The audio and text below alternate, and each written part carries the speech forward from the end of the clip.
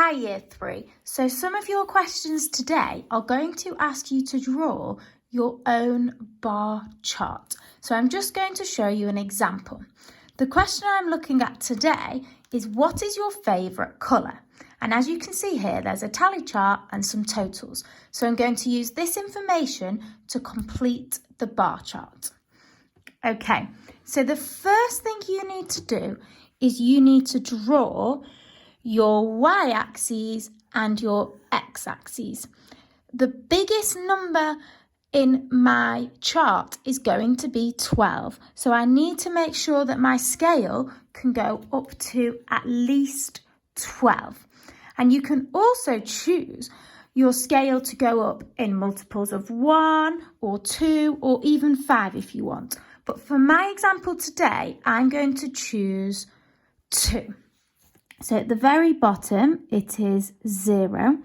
And when you are going up, make sure you write your number exactly on the line, not between. So I've got 0, 2, 4,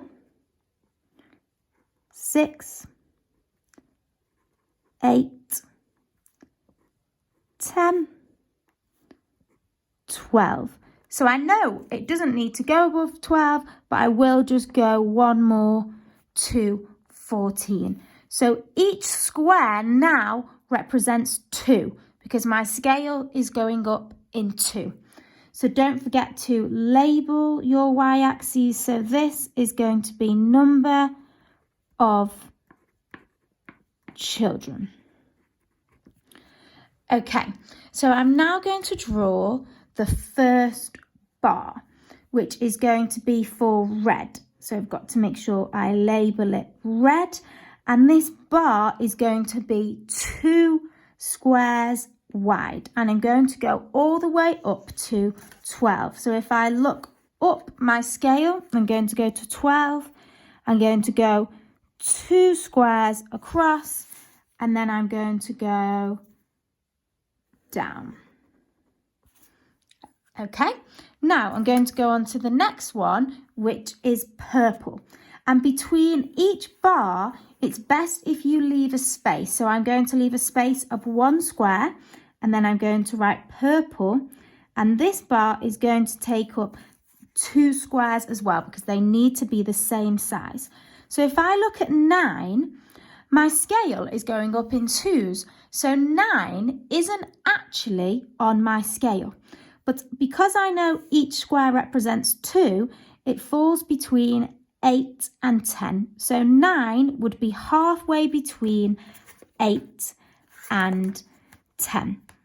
So if I go to my bar, what you need to be really careful of is don't start your line here, because that would go all the way across.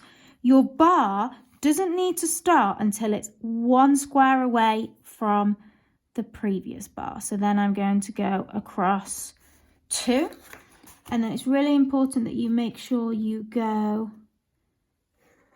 down and then down again. And this bar represents 9. Okay, on to the next one, again leaving 1 square. So I'm on to green. And this time my bar needs to represent 7. So I need to go up to 7. Again, 7's an odd number, so it isn't on my scale, but I know that that will fall between 6 and 8. So I'm just going to show you another way that you can do it. Again, you need to leave that space. You can come all the way across and just put a little dot, so you know where to come up to first of all, because lots of children do make that mistake of drawing the line all the way across. So I will draw my vertical lines first and then go across at the top. And it's sitting between the square because it's representing 7. And now on your